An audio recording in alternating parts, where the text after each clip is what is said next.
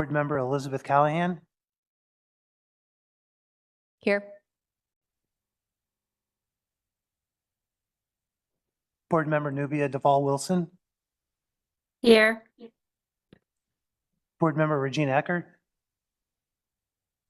Board Member Bill Gifford. Board Member Will Meyer. Here. Board Member Shana Sackett Gable. Here.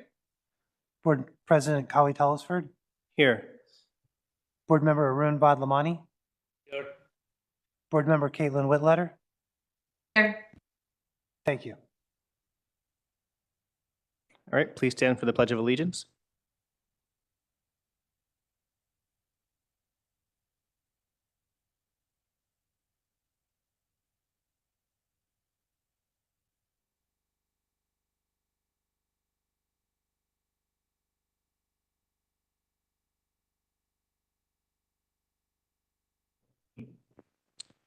All right, please take notice that the adequate notice of this meeting has been provided in the following manner. That written notice was sent from the office of the Secretary of the Board at 2:19 p.m. on January 31st, 2024. That said notice was sent via email to Maplewood and South Orange Township clerks and the editors of the News Record, Star Ledger, the Village Green, and Tap into Soma. And with that, now we begin.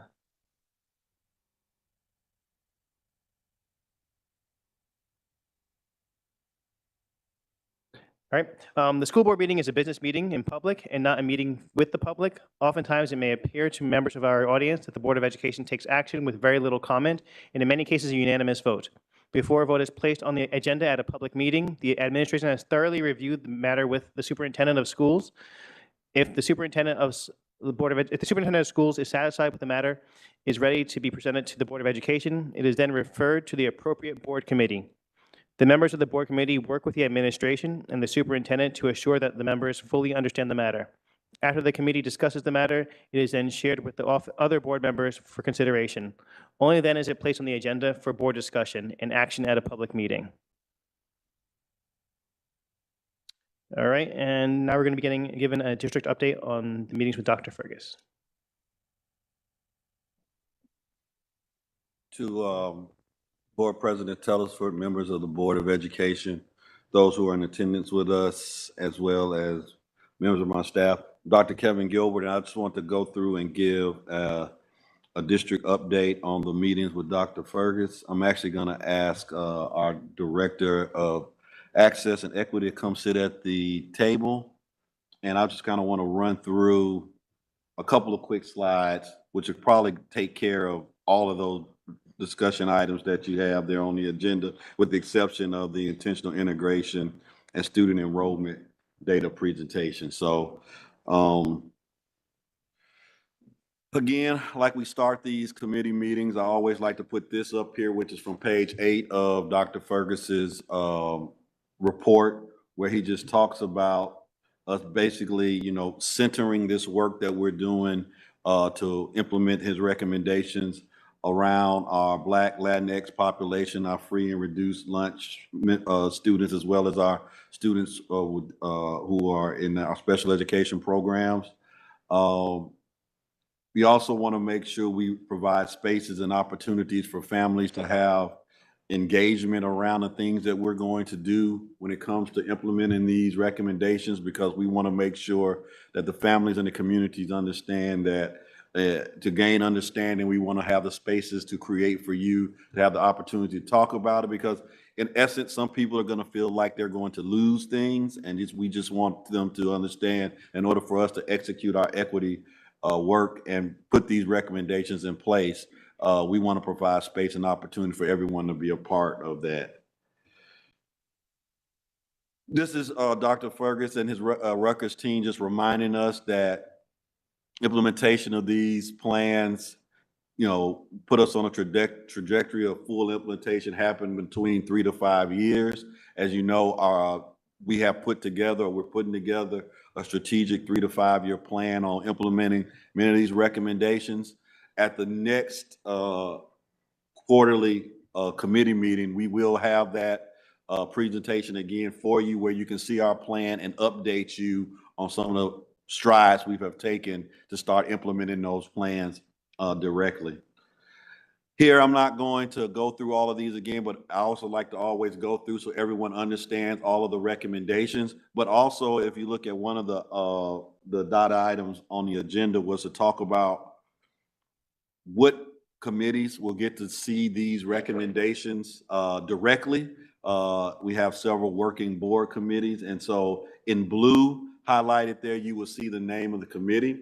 These first 7 recommendations deal with curriculum and instruction specifically. So, Mr. President, obviously the Curriculum and Instruction Committee will be dealing with these 7 recommendations and other recommendations too, but these 7 will specifically be updated on a periodic basis inside of our curriculum and instruction. Meaning that does not mean the full board wouldn't get them, but that's where we're kind of hammer some of the details out. So when we come to these meetings, we would have worked through some of the details and things of that nature. The intervention recommendations, we will ask that the Special Education Ad Hoc Committee, as well as Curriculum and Instruction, will also kind of look at these specific recommendations as well. So these deal primarily with around our updates to our INRS system, as well as we'll also deal with looking at the kind of support procedures that we put into place to make sure that all of our students are being successful. Later on, one of the recommendations we saw from Dr. Fergus around our intentional integration was actually talking about how are we integrating not only the bodies that we're moving around, but how are we integrating academic supports and services through those schools. This is where that recommendation comes in again, because this is the recommendation that also helps us integrate the kind of work that we're doing inside of our schools with implementing the recommendations. The next set of recommendations were around developing a pedagogical capacity with an equity lens equity lens. You can see several of these recommendations have been parceled out. For example, the first recommendation, the professional development series, personnel committee, as well as CNI committee will get to wrestle with this recommendation and help us, tease it out and see what our updates are on that one in particular. The second recommendation around assessment, of course, and knowledge of the support systems and improvement. That'll be in our curriculum and instruction committee. Professional development, again, CNI around Challenge Day. That will be in our CNI committee.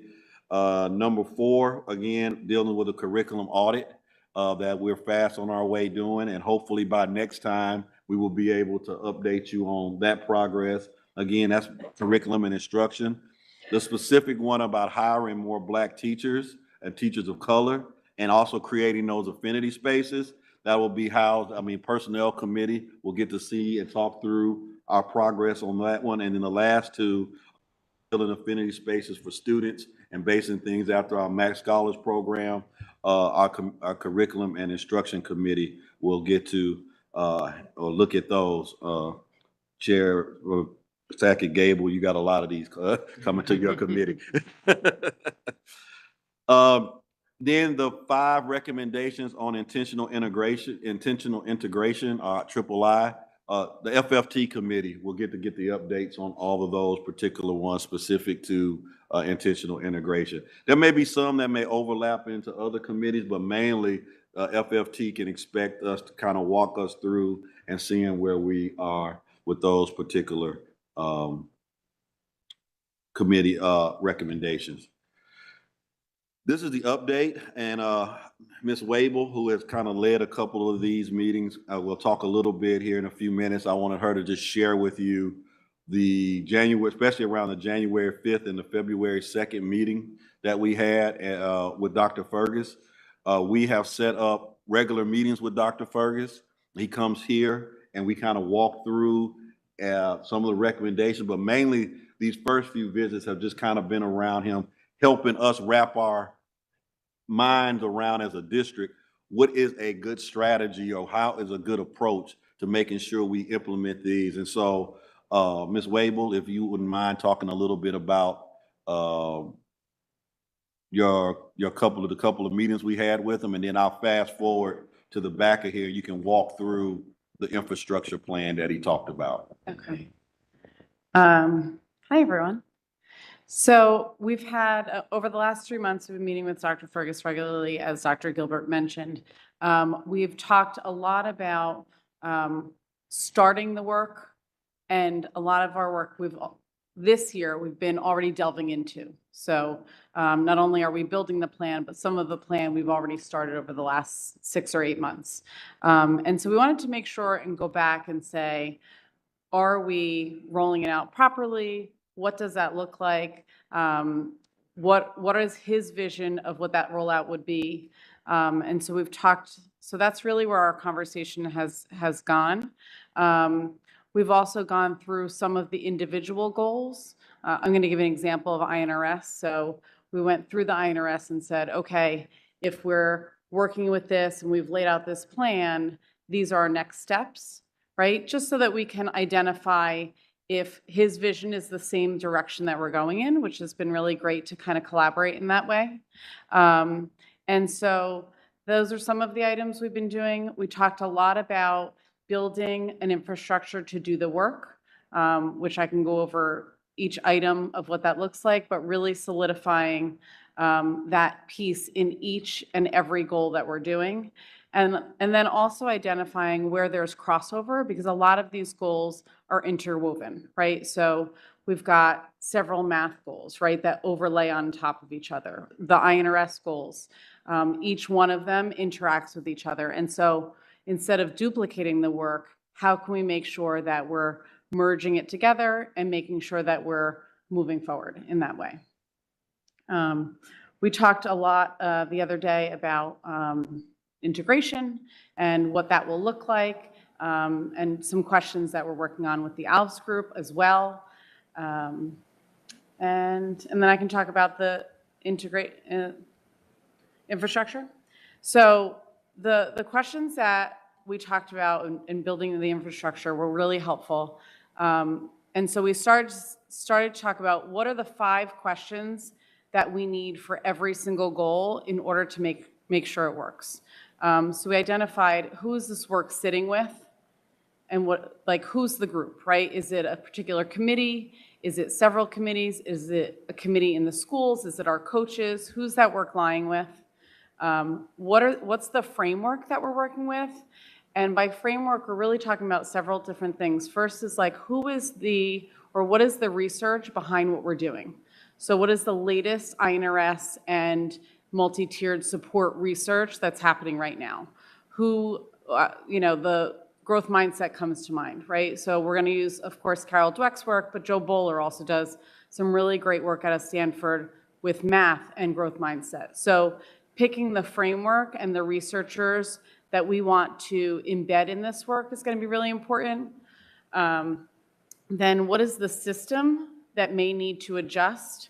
And what does that adjustment look like? How are we doing that? So are we, there are people who will laugh, I'm a manual girl, so do we need to write a manual? Do we need to create a system? Is there something procedural that we need to adjust in our practice that's going to support this work? And then what data are we going to use to guide this? And we talked a lot about, we have a lot of numbers data in education, but also what is the qualitative data that we need to gather from either families and teachers and administrators and students to move forward with this work. And then finally is what is the professional learning? So not only what does the professional learning for teachers look like if there's different programs we're moving forward, but do our coaches need a set of professional learning that might stem from that framework that we are embedding into the system?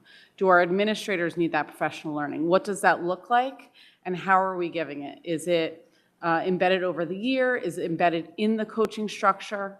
And so those have been really meaningful as we're looking at our year 1, because we are doing some minor adjustments so that we can make sure that all of that is being put in.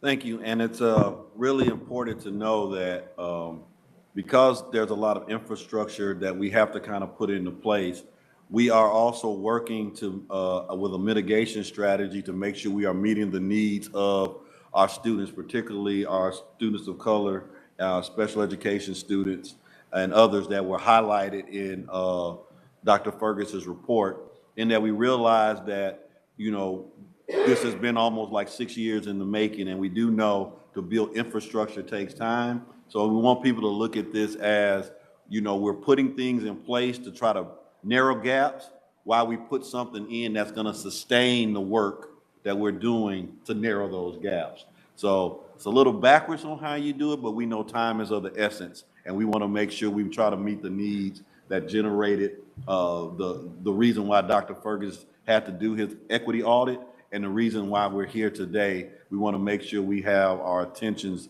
focused on trying to narrow some of those gaps and start working to build the equity that I think that the audit report presented itself. Yep. Go ahead. We have a question from Board Member Whitletter.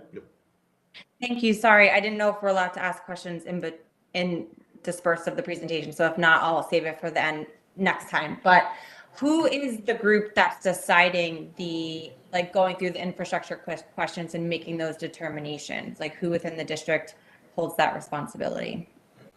So I'm glad you asked that, because I was going to actually talk to you about what our internal team looks like. Our current internal team consists of myself, Ms. Wabel, Ms. Carrera, Ms. Budine, who is our Assistant Superintendent of Special Services, Ms. Bodner, who is our Assistant Superintendent of Curriculum and Instruction. I didn't give you the, Ms. Wabel, of course, is our Director of Access and Equity, and Ms. Carrera is our Director of Curriculum and Instruction. And then we will be adding Somaya as well as ASCA to the internal Fergus implementation team. But also know that within our plan, one of the things we want to do is also talk about how we're going to engage a large number of stakeholders, especially as we build out more specifics to the individual goals and things that we have in the plan. Thank you. And thank you, Board President Telford. I'll save my questions for the end. Sorry about that. So, because I know you may have some questions about the Fergus meetings, and I want Ms. Wabel to be able to answer some of those, but I just wanted to finish off with, she mentioned that one of the things we talked to Dr. Fergus about was preparation for his meeting on February 27th with the ALS group. We have scheduled that meeting. Dr. Fergus will meet with the ALS group, and we will, really get an essence around the algorithm, their strategies, their plans. He's going to ask various questions, and our hope is, based on that, it'll be Dr. Fergus and our III team, which consists of Keith Bonds, Liana Quadrado, Cassandra Bragg, and Ms. Wabel, and myself, as well as Dr. Fergus, and that'll be the team assembled to listen to the conversation, and then we can build out, because right now in our Fergus recommendation plans, we don't have specifics for our integration plans yet, but following that meeting, we'll be able to build those out. Also, in the spirit of managing expectations, these are like 25 recommendations with 6 and 7 action steps that go to them, SMART goals, and this is a lot. And we're going to tackle them as aggressively as we can, but we do want people to know that, building this infrastructure and trying to sustain these recommendations really in year one is what we're actually trying to really look for. And it's important that we build that, because we don't want to let these recommendations be a checklist. We want these recommendations to actually be grounded in the work that we need to do to build equity across the district. The last couple of things I would say, and then we'll turn it over for questions. One, we do have our Marshall Elementary School unpairing town hall that's coming up on the 15th. Why am I mentioning that here? That's part of our intentional integration efforts. And this year, and we'll give you more details during the town hall, but we did it in-house last year when we unpaired the students. This year, to keep the continuity based on the feedback that we've got from some community members, as well as from the ALS group, and some of you on the board who really wanted to make sure we were consistent in that, we will be utilizing the ALS group to help us with the unpairing this year. And so that's specifically keeping us streamline with our intentional integration initiative. And Dr. Fergus, again, is going to be part of these conversations as we talk about that, because we want to make sure we layer all of this. And then we did meet with Judge Wallace. We only had one meeting so far with Judge Wallace, and that was in December. But we have been sending him various information. So he's got both the implementation plan that we have online, and he has also our implementation plan that we presented during October 30th meeting, which is our big standard plan. He also he's going to get all of these presentations that we do to the committee, as well as he has our suspension and our expulsion information. And as by virtue of the lawsuit, we have to provide that information, both broken down demographically and by schools. And so I'll stop here before I go to the next one if there's any other questions about any of this that I just outlined for you. And Ms. Wable is here to talk about anything you want to know about the meetings that we had with Dr. Fergus. All right, we have a question from Board Member Deval Wilson. Hi, thanks for these updates. It's all great. My question was about a recap. So that's great that you're meeting on February 27th with Dr. Fergus and the Alves Group. Because our committee meets quarterly, will there be a recap of that meeting, like in a Friday packet, for example? We can definitely make that available in the Friday packet. Great, So, thank you. If that's what you're asking, yes, we can do that. We like our recaps. Absolutely. All right. Board Member Vadlamani. Dr. Gilbert, you shared information with Judge Wallace on January 29th. And if you're not prevented from sharing this information, can you please share with us what the feedback was from Judge Wallace? All right. Yeah. So after our meeting in December, he said he was happy. The information that we shared with him on January 29th was information that he requested after the December meeting. It just took some time for me to get all the things gathered and gotten to him.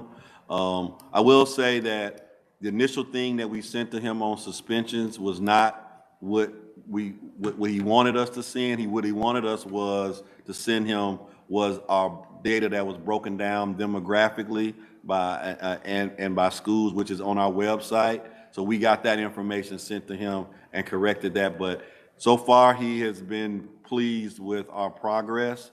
And I will be getting with Mr. Rubin, I believe, soon, so we can discuss when our next meeting with him, with myself, Dr. Fergus, the representatives from BPW, and I'll probably take a team with me to that particular meeting.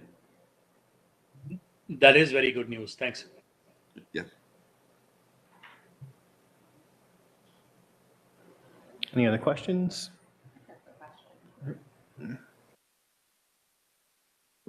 All right, there we go. Hi. Thank you so much. This was really helpful. I think particularly figuring out kind of like what those questions are that's grounding the work and having that framework felt really helpful to me in terms of concept.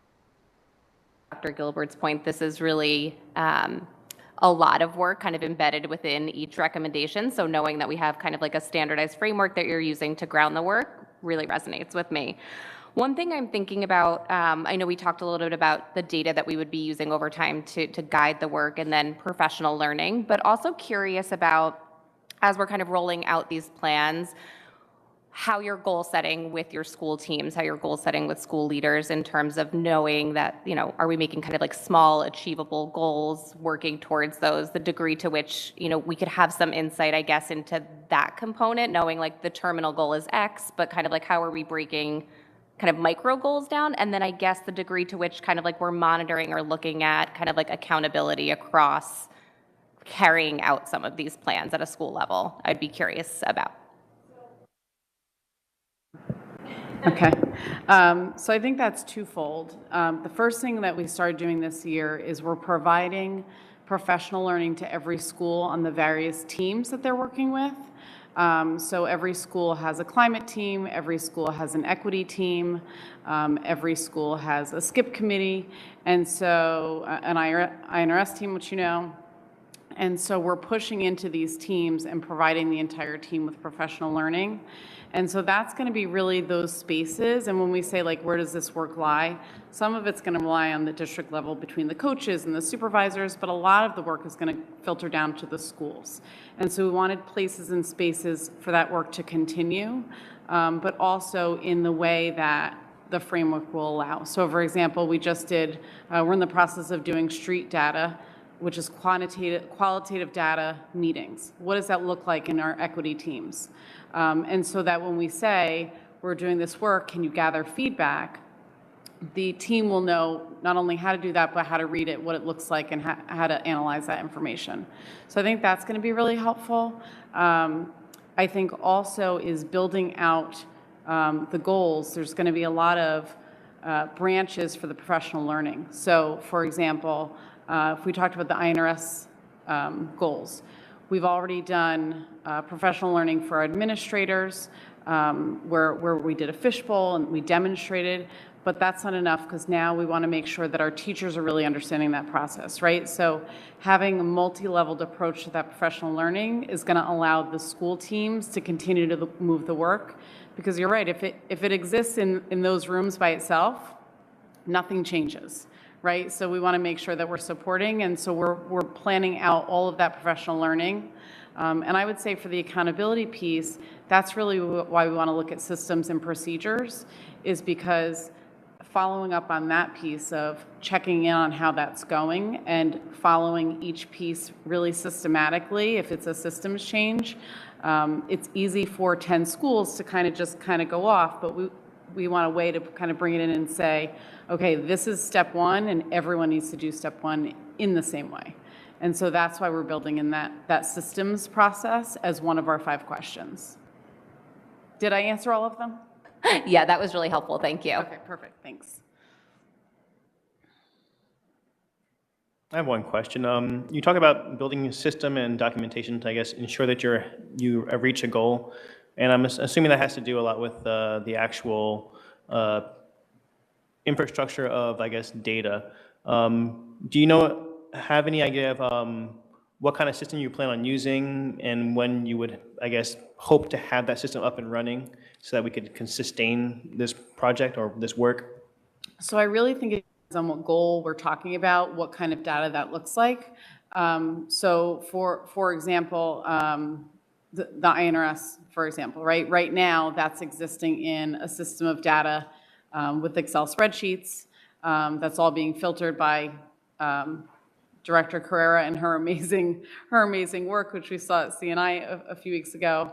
And yet growth mindset is going to be a lot of individual interviews with teachers and students, right? And so that system's going to look very different than the numbers that INRS is. So each system is going to be built a little bit differently based on the nature of the goal. But I'm hoping over the next few months, we'll be able to iron that out. Some of them are already being put in place, and others we're still working on. I guess kind of like a follow-up. Yeah. Are there plans to maybe make templates from some of this work so that, a lot of this is going to be building up, and then once you actually have an idea of how to measure it, then you're going to want to say, okay, how do we go back to that and keep looking at our progress? I think that would be probably something that's really helpful. Yeah, so there's definitely process. So that's part of the process in the data collection is like, what does this data look like? I'll give you an example, not having to do with the plan is our HIB data, right? So our climate teams now have a whole system in place on looking at that and when they do that, right? When does that happen each year? What does that look like? The same is going to be true for putting in these procedures with whether it's growth mindset or whether it's professional learning, right? After building this new professional learning series, what is that data going to look like? What are we sending out to teachers after they attend a workshop? How are we parsing that out? And who's looking at that data is all going to be part of that system. And part of that, we're going to do this, each year or after these PD days or after these coaching sessions. But I do think it's going to be super individualized to the goal. And then, sorry, just one more thing. Sure. It would be great to have, like, we have the academic calendar where we have all the dates. You could have something similar where you could say all the dates that we're going to do our temperature checks on all the things that we're checking or looking at. Okay, great. Writing it down. One more question. This is sort of a foundational question, and I don't know if this is one that would require legal to answer, but, we've talked about how Dr. Fergus discussed in the report, this is a plan that's going to require us a 3 to 5 year endeavor. But we also know that we're talking about a settlement, which we have 3 years to complete. So in looking at that and in the conversations we've had so far with Judge Wallace, what's the expectation as far as the deliverables at the end of that 3 years versus the larger plan? Right.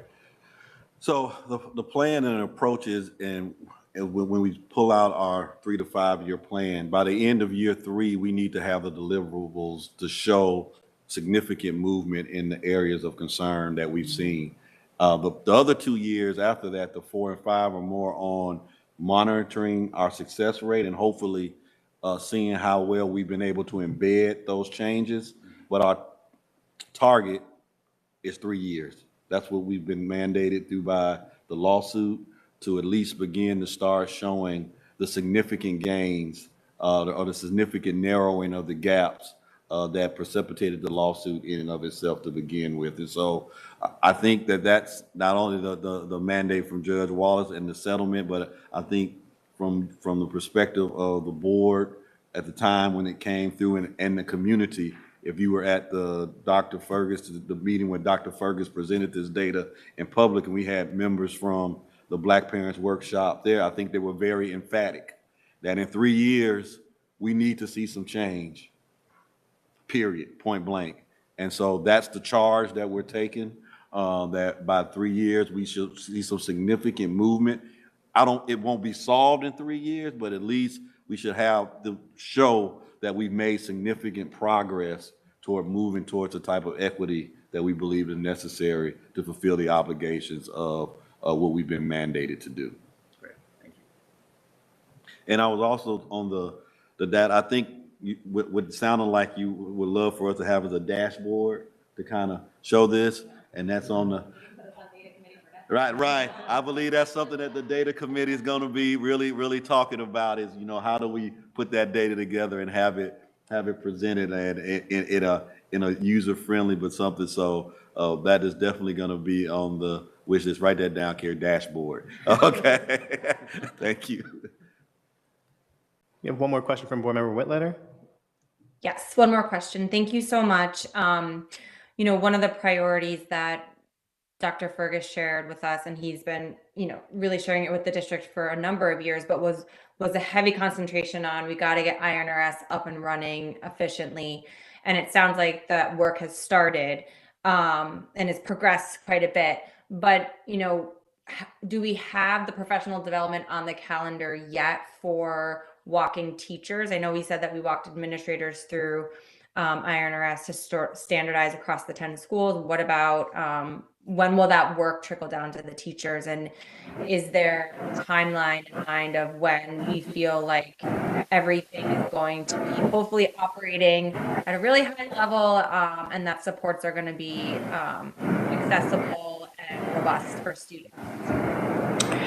So right now, our next step, so we trained the administrators and we started moving through the committees. Right now, our next step is going into the INRS meetings and identifying the systems and the processes and how that's going. So that's our next step. And then our next step after that is really talking to the teachers.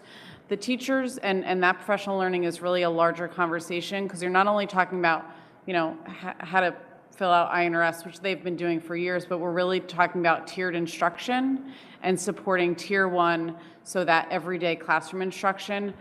Our coaches are already working on that. That's ongoing, but the greater push will be in September is an even deeper focus on that tier 1 instruction. And so I would say that's ongoing, but right now our focus is continuing to push into those INRS meetings and making sure that the new process is really fruitful.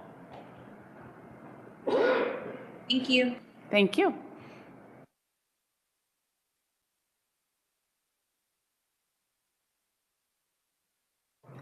Thank you, Ms. Wable. And Ms. Budine, you got away this time, but you're gonna be in the hot seat with us next time. Okay.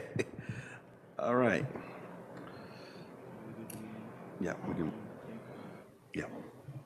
All right, so next we're going to do the update on monitoring plan with Judge Wallace and BPW. What, so, yep, yep. All right, we're going to move on to the intentional integration of student enrollment in advanced placement courses update. So this is the annual presentation, which is part of the agreement in the lawsuit, was that we had to do a public presentation on our enrollment data, broken down demographically and by gender. And so what we've done here is to give a preliminary update on our enrollment in those advanced classes, but also the enrollments in our schools. And we also put in some of the III data so people can start seeing that, but there will be a more expansive discussion about the year 3 III a review later on, but this is just some preliminary information. Again, just some important dates, just to remember, just to recall that this process started in January through April of 2022 with engagements and symposiums and discussions, and the board in June of 22 approved the initiative.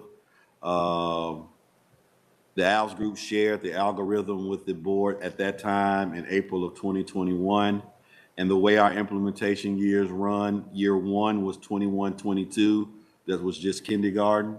Year 2 was kindergarten, 1st and 6th grade. And then just as a reminder, when you see 1st grade, well, we don't reintegrate all of the kindergartners in the 1st grade. It's the new enrollees who become part or get placed into the algorithm on that particular year. And then year 3, the current year that we're in, kindergarten, 1st, 2nd, 6th, and 7th graders. And so not all of our 7th graders, but again, new enrollees in 1st, 2nd, 2nd, and 7th grade get placed into the algorithm. So our big groups are always the kindergarten groups, and our rising kindergartners and our rising 6th graders, they all get placed into the algorithm. Again, as a reminder, these are the variables that are in the modified Berkeley model algorithm that the ALS group uses. Parental educational level, parental income, sibling preference, and proximity. As you can see, race is not a factor that is included in our algorithm, but we monitor it. So we watch it and we view it and we look at it. This first slide, again, shows you what our enrollment for 21-22 was, and for our kindergarten enrollment. As you remember, we call that was year 1 of our initiative. This was year 2 of the enrollment. And this is our current. We had a total of 511, so far 511 kindergartners enrolled that have gone and been placed through the algorithm. And at the bottom, you can also see the racial, the demographics of that enrollment based on the algorithm. And this was, by popular demand, the board asked us to put together some trend slides for everyone. And so this shows you for each school, Clinton is blue, Delia Bolden is red, Marshall yellow, Seth Boyden green, South Mountain is orange, and Tuscan is blue. And this just gives you the trend so you can see the number of students. These are for the white students in particular. We did one for each demographic breakdown so you can see that trend. This is for our Black students for the 3 years of the enrollment through intentional integration. This is our Latinx population.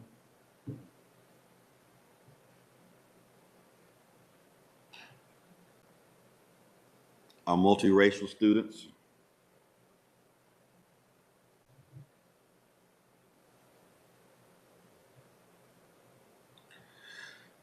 And then this is our first grade raw numbers. And again, because we have to protect the identity of our students, so you can see that we put stars in there, because if we put those numbers in there, they're so small, those students can be easily identified. And so you don't see those numbers. But this was last year when they were part of year 2, their enrollment. And this is the current first grade enrollment.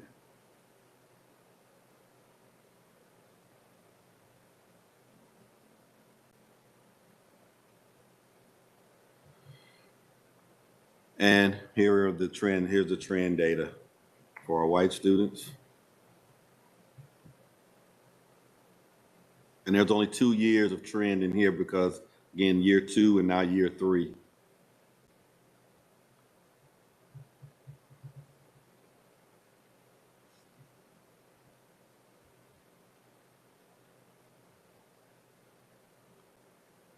That slide was our Black students. These are our Latinx students.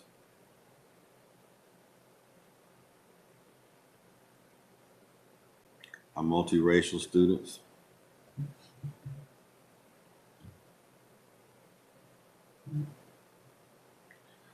Sixth grade enrollment for year 2 when they were into the integration. And here's the comparison for this year, their enrollment. And here's the trend. Again, year 2 and now year 3.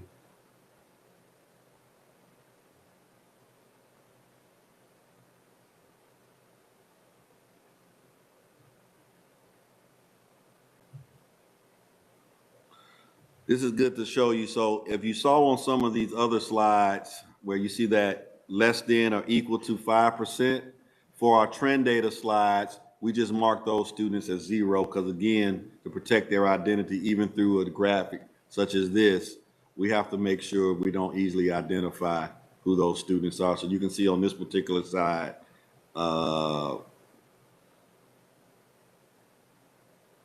Latinx, multiracial students. And so course enrollment at Maplewood Middle School, we begin here showing you the enrollment for this year. This is the enrollment. The first is total enrollment, the first bar graphs, and then the second bar graph, the first bar graph shows you the number of white students enrolled, and the second one shows you the number of Black students who were enrolled. And then you can see the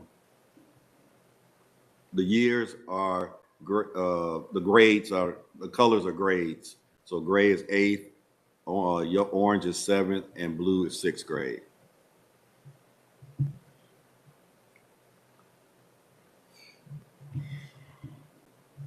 This is the enrollment for this year.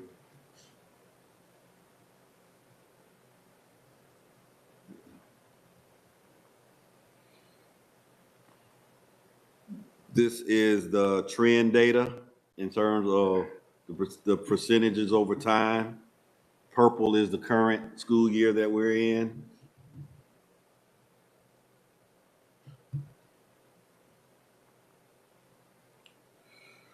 Because of the settlement, we have to do gender, but we wanted to just highlight for you that we acknowledge that we do have non-binary, gender, non-conforming students within our district, and those numbers are relatively small, and therefore they will not appear on here out of protection for those students' identities. But we did want to acknowledge that, we do have non-binary students in our district.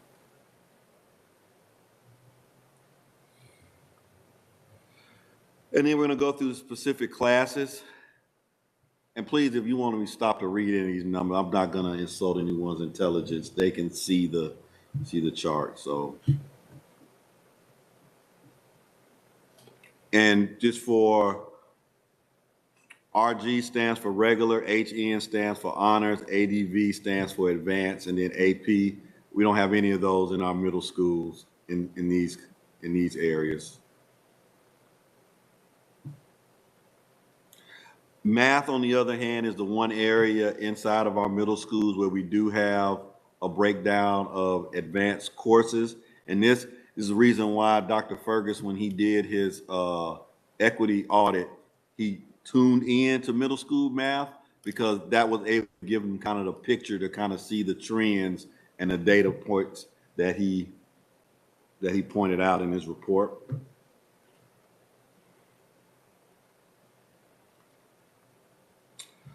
Risk ratio is important to us. We want to make sure we look at the risk ratio. Again, what that is determined is based on all of our students and the group of students that we have. What is the risk of a particular student going, and for these courses, it is the risk of a student being able to take a particular course. And the one we're really paying attention to, because we have these advanced breakdown, is we wanted to see the risk of a certain group of students of being placed in regular math or going to regular math as opposed to some of the advanced math. And, you know, we calculate that by, we deciding what we want to measure, what we compare it to, we calculate the totals, then we compare them against each group. 1 is what we're looking for. So risk ratio of 1 lets us know that there is the equal opportunity for students to go to exhibit whatever measurement that we're looking for. In this case, we want to see a risk ratio of 1 on the number of students who are attending our classes across the board, right? So our advanced classes and as well as our regular classes. As you can see here, though, we presented last year, we had a significant risk ratio of showing that our number of students entering our regular math as opposed to some of our advanced level classes was huge. And it went from 3.8 at Maplewood Middle School to 7.7. One of the things that we were looking at is how we're going to address this. And some of those recommendations, those recommendations that we have from Dr. Fergus in the math section are our strategy for trying to mitigate this, primarily around the growth mindset piece, where we're working on growth mindset not only for our students, but also for our families, so that when we're doing our class selections, our students are able to select the class, maybe select an advanced class over selecting a regular class. And we're also working on some other things based on the Fergus recommendations that should also try to help this. And again, this just explains that math is the only area inside the middle school where we have varied levels inside of math.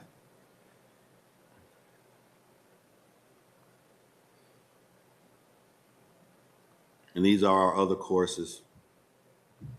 And this presentation will be made available online, so people will be able to see it. I know I may be going through these slides rather quickly, but you will be able to go online and get this presentation and look at the numbers yourself.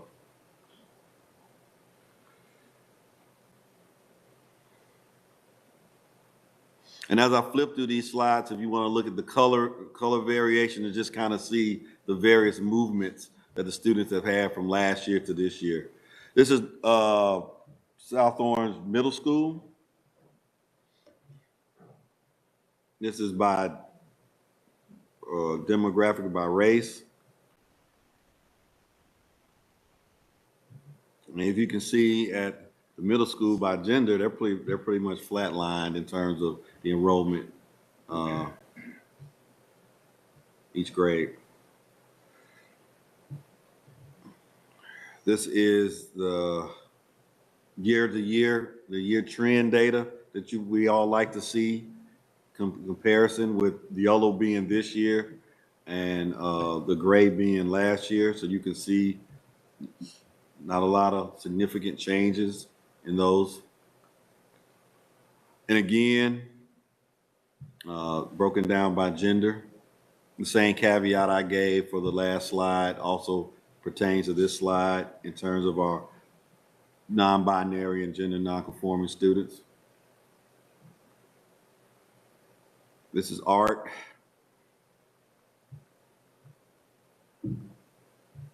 Language arts.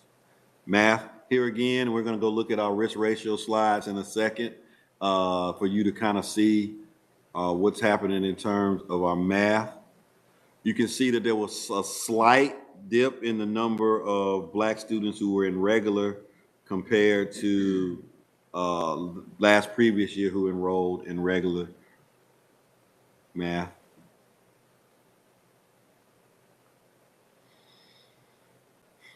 This is by gender. And here's our risk ratio piece. And so you can see we slightly went down at South Orange Middle School, but we still have a huge gap. And again, that risk ratio number is telling us that if you are a Black student at South Orange Middle School, just like at Maplewood Middle, you are more likely to take a regular math class than an advanced class. And again, those recommendations inside the Fergus report around math are our strategy points to try to narrow this gap even further. Again, we're trying to get to 1. All right. This is media and technology. This is music, science, social studies, world language. And then Columbia High School. So this is the enrollment for this year. The colors on this particular slide represent grades, with yellow being 12th, blue being 9th. And this is by gender. And this is the trend data.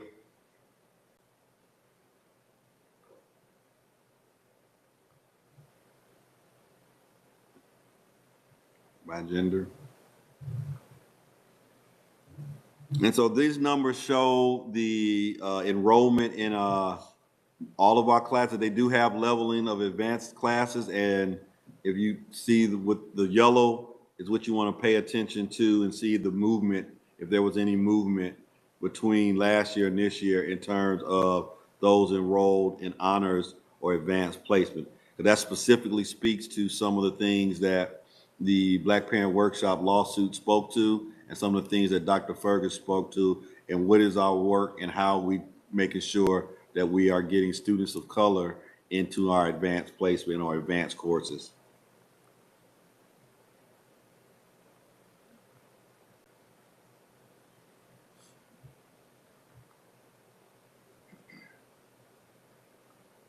This is language arts.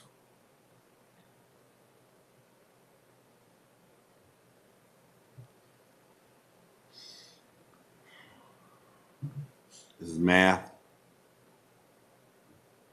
And here are risk ratio numbers for math. And so since we have the math broke down in middle school, this kind of gives us a trend on what's happening in our high schools when it comes to math. And as you can see, the risk ratio isn't quite as great in terms of the number, but there's still some significant work that we need to do.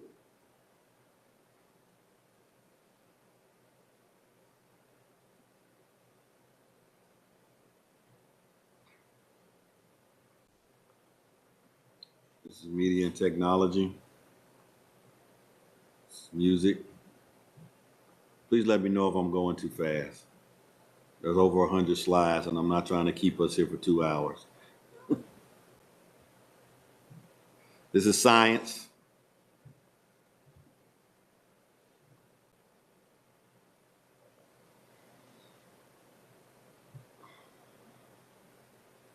Social studies.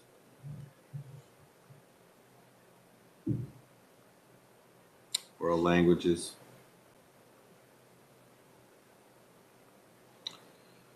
So what our data shows us is that although we are making some strides in some areas, we still have a lot of work to do in many other areas, primarily in our mathematics in our middle school. Again, many of the Dr. Fergus's recommendations allude to that. The next Fergus implementation plan meeting, we will put back up our implementation plan and actually go through with you in some detail many of the things that we're doing to try to change course on some of these numbers that you saw tonight. And so with that, I'll stand for any questions.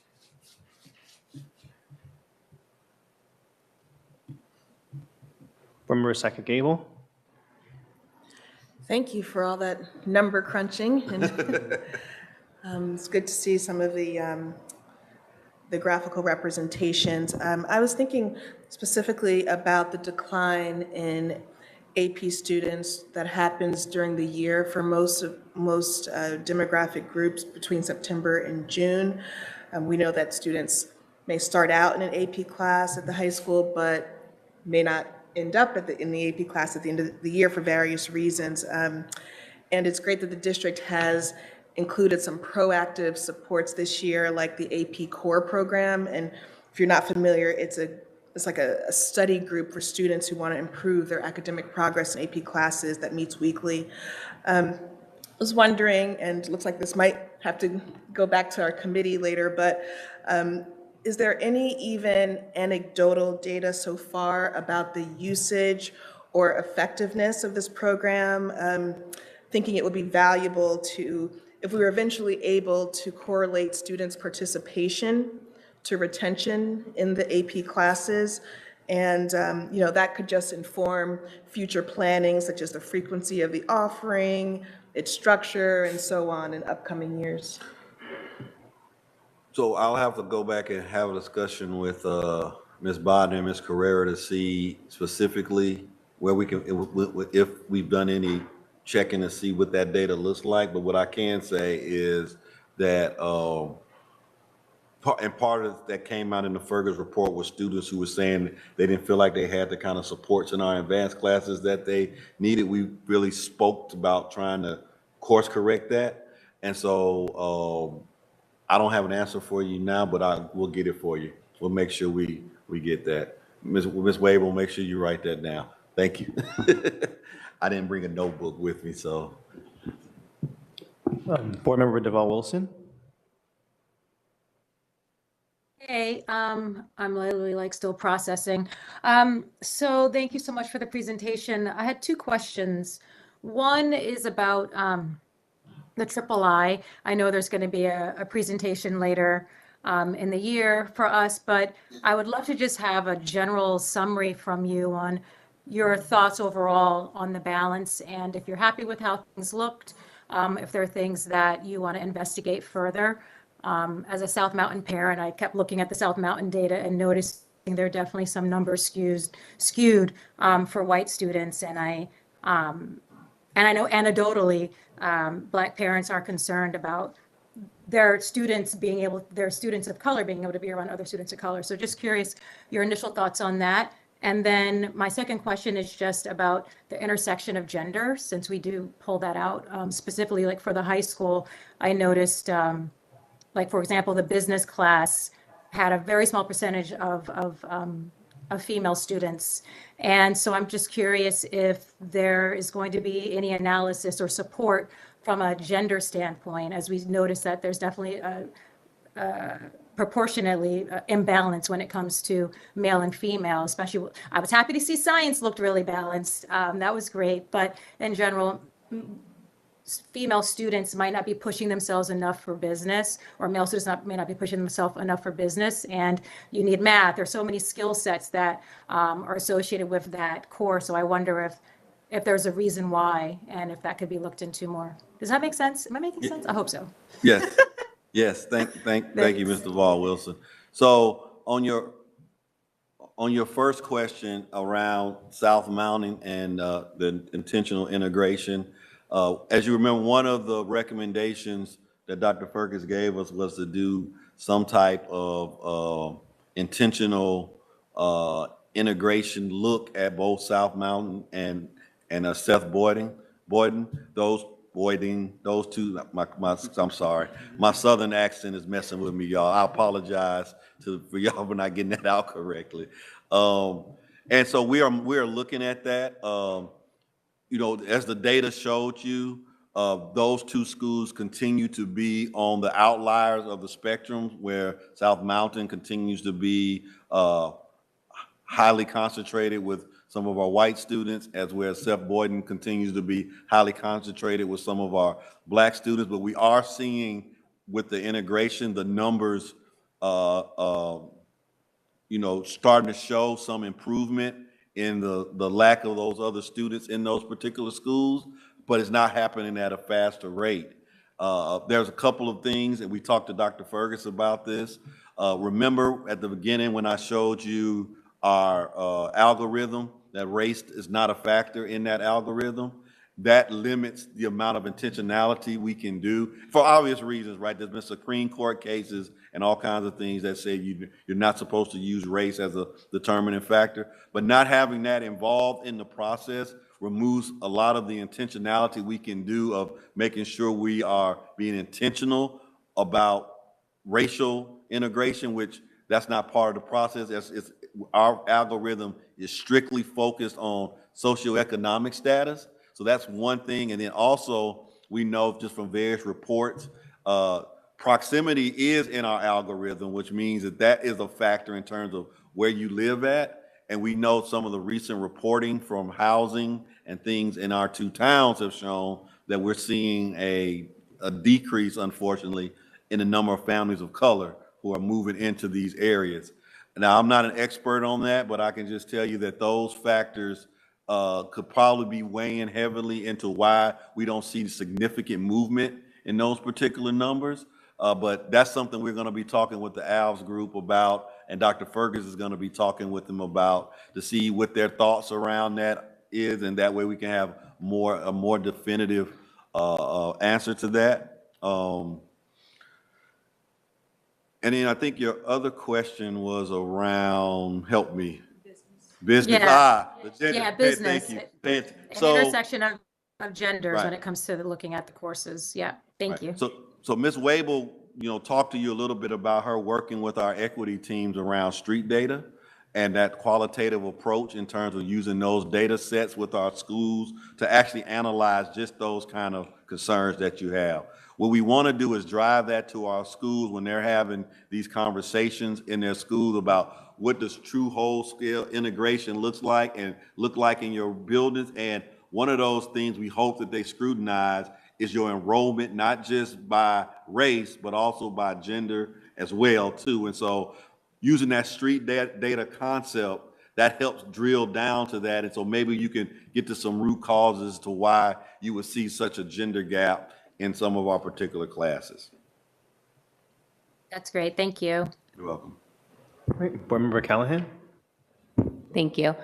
So I wanted to just call out to, like, within the data, there's some interesting breakdowns where we're starting to see a little bit of growth, albeit subtle, right? And so I think two things, right? To build on the piece of like qualitative data, I think like we've talked before about, you know, intentional physical placement is one thing, but also the fact that like we also need to be really critically looking at kind of intentionally creating the space for what it looks like to effectively integrate. And so I think one is like, what resources are we directly providing to teachers, to leaders, to community leadership at schools to kind of get to that welcoming, safe space where kids really do feel empowered to sign up to take these, and the degree to which we could potentially think through, you know, I think Ms. Wable did such a nice job of talking about the research we're using to ground kind of the mindset as we're making these adjustments, the degree to which we could also integrate that into school-based family learning nights so that parents are also getting some insight into this is what's informing these decisions. Now I know about growth mindset and I feel well equipped with the type of language to kind of create some consistency in my home conversations to then gently nudge and push my kid to make that choice too, I think would be really helpful. And then also to the kind of street data that we were talking about, the degree to which we could kind of look through something like science and world language where we see more Black students kind of creeping, the data's kind of creeping subtly up, and it's a little more well mixed in terms of like having kids designated as other demographically in there.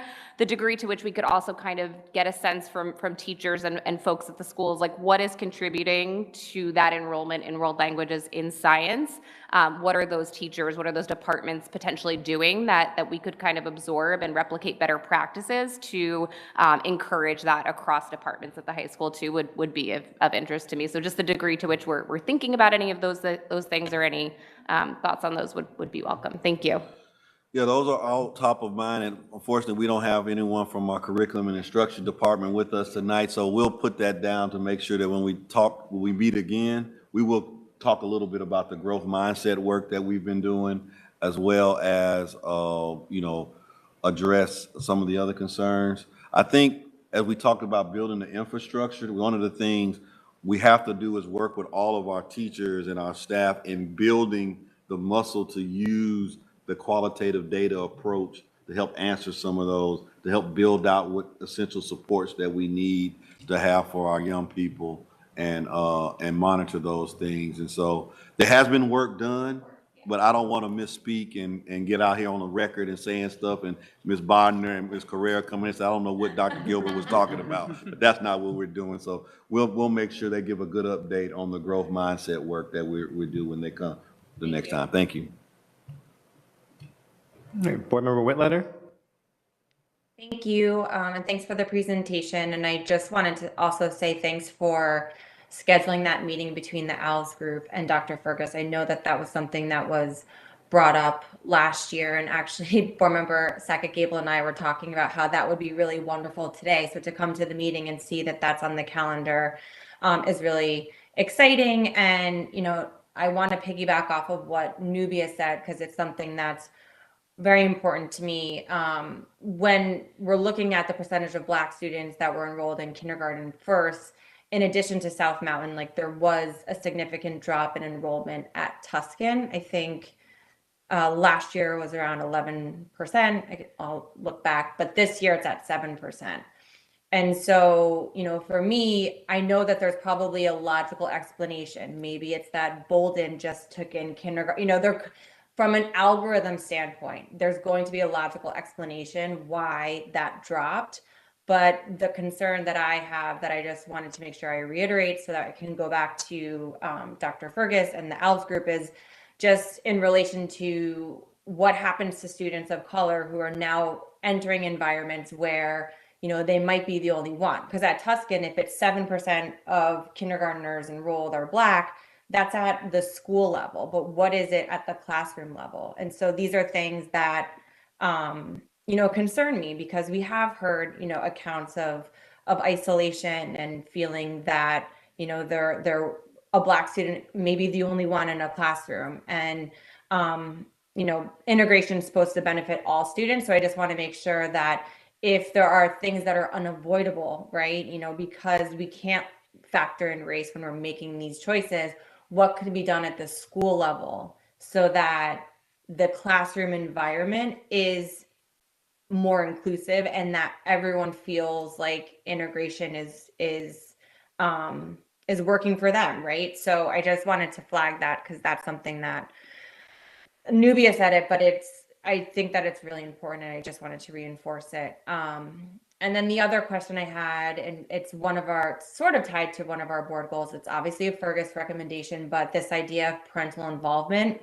And I know there's been a lot of focus on parental involvement in math course selection. So I would love to hear, and if it's something that it's, on the agenda for future follow-up, that's fine too. But how are we doing things differently? How does the district plan to involve parents in the math course selection process for this upcoming school year? I know that Dr. Fergus had listed out some specific examples, and definitely wanting to even organize things that are targeting underrepresented students and their families to engage them in this process well in advance of actually having to facilitate the process, right? I know you guys have a lot on your plate, but I just wanted to, it was something that's being flagged for the 2024-25 school year.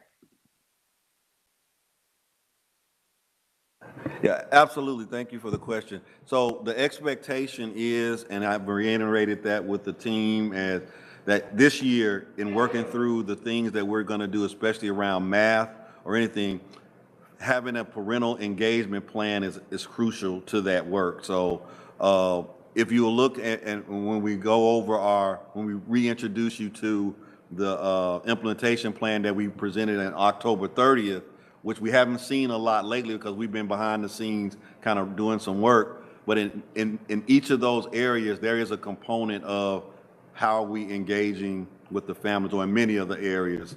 That's a crucial piece to this, because in his growth mindset piece, he was very specific about it's not just the growth mindset of our students, but it's also a growth mindset of our teachers, but also our families in working with there. And so all three of us are kind of tied together to say that we've got to work on this together, and we will be intentional about outlining what that engagement looks like and getting that necessary feedback before we put anything final on paper, because I've heard the messaging loud and clear. People want to be involved. They want to know what's going on, and it's our intent to meet them with that particular standard. So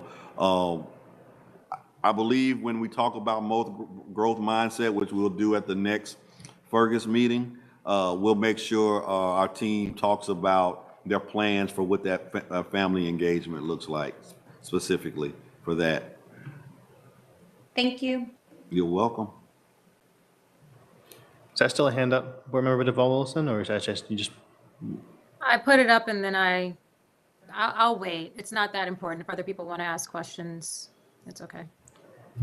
Board Member I mean, Meyer? it's important, but not that important. All right. Two questions. They're not related, but you can do both. We can do it.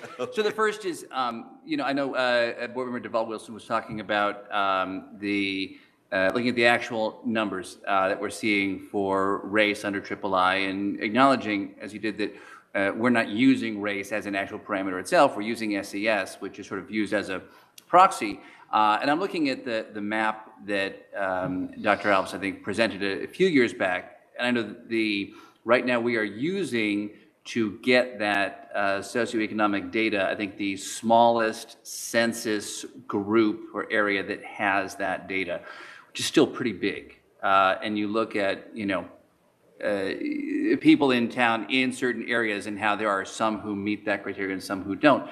I think there was a discussion maybe 1 or 2 years ago in the III presentation about considering using a more granular method for identifying that. I don't know. I'm curious if that's something that has been pursued further. Is that possible? Because presumably that could produce better data as far as trying to find that balance. Second question, I like to think I'm not the only person asking a dumb question, but I may be. It's fine either way. Would you just go a little bit further over how you arrive at the risk ratio, looking especially at the middle school math, because obviously those numbers are really significant, and the change in numbers year over year is very significant, and I can't exactly see that same correlation in the graphs of year over year. Keith, can you cue back up the presentation for me? I mean, I can go back through that. And to the answer to your first question, I'm not sure where we haven't had that discussion, but that can also grow out of our discussion on the 27th with Dr. Fergus and the ALS group to see. And I think that's kind of what he wants to see when he talks to them, to really get an understanding of the algorithm and see how the algorithm is coming into play with all these other outlier situations that we may be facing, to see if we're truly going to get to the goal of a true integrated school system based on our current reality, based on the algorithm, based on some of his findings in his report, which could lead to a discussion, to your point about the algorithm in and of itself, and if we can get to a different piece of that. So I think your other question centered around how we get to risk ratio. Yeah, I'm looking at, for example, slide 38 of the presentation compared with slide 34, which is the numbers on math. And I would love an explanation of kind of how that risk ratio is arrived at. I'm going to the slideshow here. Okay.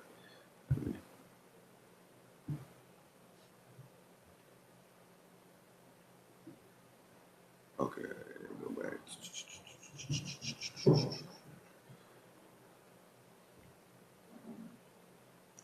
It would probably been easier for me to just go to the slide, but I don't ever do anything easy, so I'm sorry.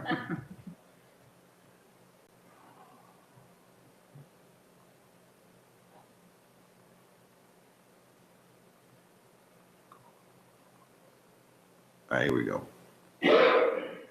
So first, in calculating risk ratio, we want to decide what our measure is. So what is exactly we want to measure? And then how we want to do the comparison. So what groups are we trying to compare? And then there's a formula devised to come up that we utilize. If I don't have that formula in front of me, I can't tell you exactly what goes into it, but it's a very highly intense formula that we use, that we calculate inside. And then once we get the totals, we compare each group amongst themselves based on, you know, what it dictate their ratio of an interaction is. We typically see risk ratio data around disproportionality, around things like discipline data and stuff, which shows us the high risk of students who are going to be disciplined, but you can also use it for other factors. And in this case, we wanted to ascertain the risk of a certain group being able to going into our high advanced courses. And what we discovered last year when we started this was that what we actually saw was there's a higher risk of a certain group of students to going into a regular class as opposed to our advanced classes. And so that first column gives you, for example, the total number of students within any particular grade. Then you have the total students from selected grades. So that's the group total in each of the group, in the groups as they've been selected, versus the total number of students particularly in their grade. So there's the two different numbers there. And then the formula computes and gives you what that ratio within the groups are. So the ratio of them to get in a particular, whatever you're measuring, what it looks like within their groups. And then you compare that to what's the ratio for other people not in their particular group, which then gives you this number on the end, which gives you the number, their actually rate of risk. And 1 is what we're looking for, because that means everyone's pretty much measured going to be, in this particular case, a risk ratio of 1 means there's no greater risk for one group or the other in being selected to go to a regular class. And so we take that data, and then that data kind of shows us what we need to do. So in this particular instance, what this tells us is that if you are a Black student at Maplewood Middle School, you're almost 8 times as likely, if I round up, to go into a regular math course as opposed to an advanced course. And you can see in the advanced courses, though, those that are in there, they're close to the not having a risk at all. So they're in the 1 area, and in the honors program, you know, the risk ratio still seems to be pretty narrow. So how do we narrow that gap and get more of those students over into those next 2 categories is the work that we have to do at this particular school, because there's still a large number of students who are still taking regular math as opposed to some of the higher level math. Right. Yep. Yeah, no, that's, Yep. yeah. Does that work? I'm sure there are statisticians out there that say I didn't really explain that correctly, so I apologize. But I think that's pretty good. I can kind of just say quickly that if you just took the number of Black students and the total number of Black students, you get some sort of fraction. And then you take all the other students and look at their fraction, and you're just doing a ratio of those 2 fractions. And then it is just saying that you could say that one is 0.9, the other one is 0.7. And that's when you have something that's going to have a higher ratio. So those are going to be above 1. So that means there's a much higher percentage of Black students taking the regular math. And I kind of have a question about that. And this is more, I guess, like of that qualitative data. Is this particular data set looking at the entire middle school or looking at specific grades? Because I think that you would have two avenues of approach. One is, how do you approach families and students when you talk to them about taking higher level maths in the middle school? And then there's the other component of looking at the elementary schools when they're making that transition from 5th to 6th grade, and then their parents are helping them choose classes. What kind of strategies could the district be using to, look at both those populations? Kind of look at them as kind of separate populations because they're in different schools, in different cultures. Yeah. Well, I think you're exactly right. I think we can't examine this without looking at what's happening in 5th grade, right? And what's happening in that move into 6th grade, and so that's definitely something that we're trying to analyze. And it can, and Dr. Fergus recommended that in his report that even though we're seeing this in our middle schools, the proactive approach is to see what's happening before those students even get to middle school. And so a lot of that work has to be done in our elementary areas to do it. So we have to do work on that end as well as mitigate what we see happening inside of the middle school as well. So to answer your question, yes, we are looking at that, and that is part of the strategy going forward. Any more questions? Oh, I see Board Member Deval Wilson. So yeah, no, thanks. I just wanted to say, I believe maybe it was a week ago, you had mentioned that the ALVS group, this is a integration question, sorry, that the ALVS group would be meeting with our transportation department. And I know that's something that was discussed frequently in FFT after the school year started. So I think I'm curious on the progress of that, if that meeting is going to be scheduled in the next couple months, as I also think the community would like to hear an update on that.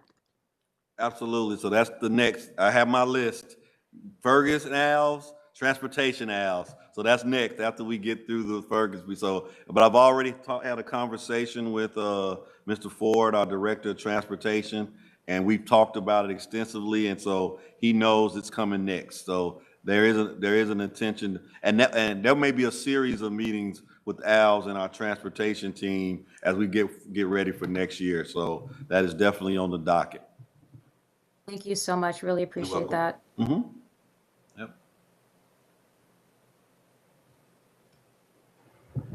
All right, and I guess, any more questions? All right, one more, all right. Just one more, and I'm so sorry, just to follow up with regard to, I think the interest is more when you see that risk ratio for that one group go up, the numbers that we have here in the graph for the breakdown of enrollment in the 3 sections by race. It all tops out at 100%. We don't see the actual numbers in the enrollment. So I guess when you see the huge jump in the 22-23 and 23-24 school years, and you look at the percentage of white students goes way down. And the percentage of Black students goes way up. Are we seeing that many more Black students are in those sections now, or that the white students have moved out? What would you say is the reason for that really big shift in the trend for both the middle schools in math? Let me look at that. I don't want to just start jumping out and analyzing that, Okay. but that's something I want to look at. I think that's a good question. Mm-hmm. So we need to pay attention to that, and I want to answer that, but I want to answer that and I have a little more in-depth look at that because I don't want to misspeak. Yeah. But there could be several factors working in on that. Yep. Thank you.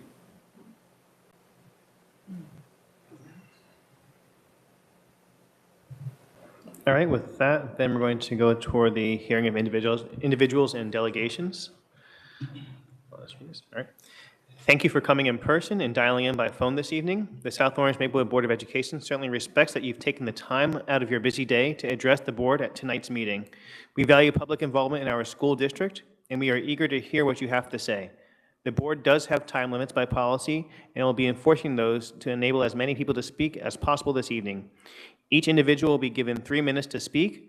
Please do your best to stay within the time afforded to you. The first public comment period is usually limited to 1 hour, and the second public comment period may be limited to 30 minutes. All input shared with the Board of Education is taken very seriously and will inform future deliberations and work by the Board of Education and its committees.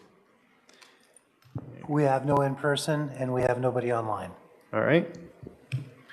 So with that, that's the end of our hearing of individuals and delegations. Yes.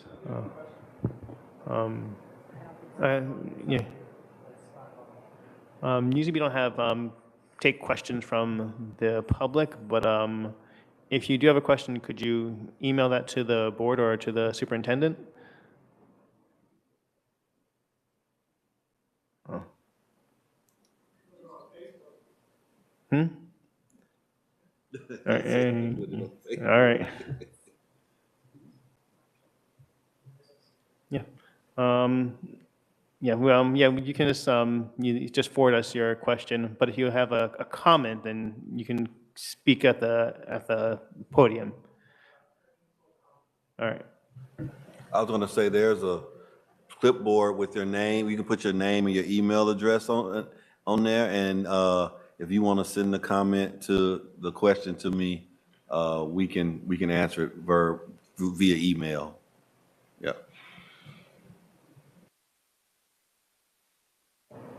Yeah. Yes.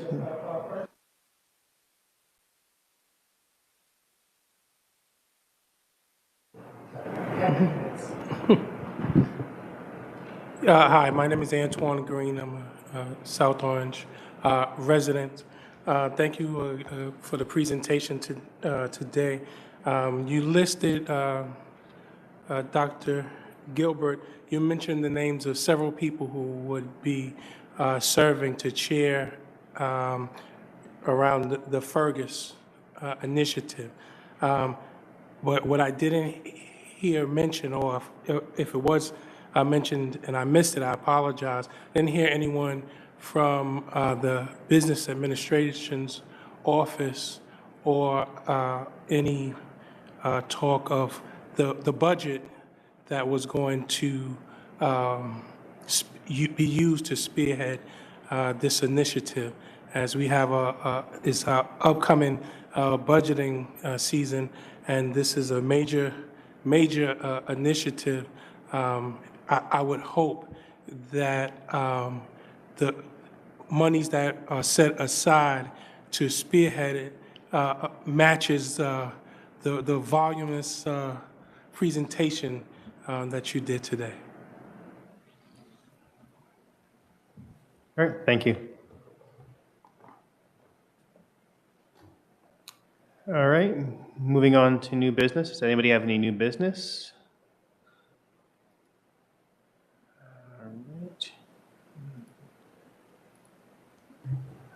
All right, then I think we will close our meeting. I'll read now. A meeting of the Board of Education will be held on Tuesday, February 13th at 5 p.m. Or sorry, Board of School Estimate. It will be held on Tuesday, February 13th at 5 p.m. at the South Orange Maplewood Board of Education Administrative Building, 525 Academy Street in Maplewood, New Jersey, for the purpose of discussing funding for the remaining projects in the district's long-range facilities plan. Action will be taken. The Board of Education will hold a public board retreat on Thursday, February 22nd, 2024 at 6:30 p.m. at 525 Academy Street in Maplewood, New Jersey, and immediately adjourn to go into a board retreat in person and utilizing an online video conference platform for NJSBA board training. Action will not be taken. The Board of Education will meet in public session on Thursday, February 29th, 2024 at 6:30 p.m. in the district meeting room at 525 Academy Street in Maplewood, New Jersey. Immediately following the opening of public session, the board will move to go into a closed session in the superintendent's office at 525 Academy Street in Maplewood, New Jersey, as well as using an online video conference platform to discuss personnel matters with the attorney-client privilege, legal negotiations, and other matters that may arise and require discussion to be announced at a later date. Immediately following the closed session, the Board of Education will meet in public session estimated to be around 7:30 p.m. in the district meeting room at 525 Academy Street in Maplewood, New Jersey, in person, utilizing an online video conference platform, which will include hearing of individuals. The community can view the meeting by following the steps which will be listed on the agenda. If there are members of the community who would like to attend the meeting in person, please note that masks and social distancing are optional in accordance with the guidance received from the local DOH and CDC. Action will be taken. And with that, motion to adjourn. Thank you, Board Member Meyer. And all hands, aye, nay, all right. This meeting is closed at 8:03 p.m. and I'll see you next time. Thank you.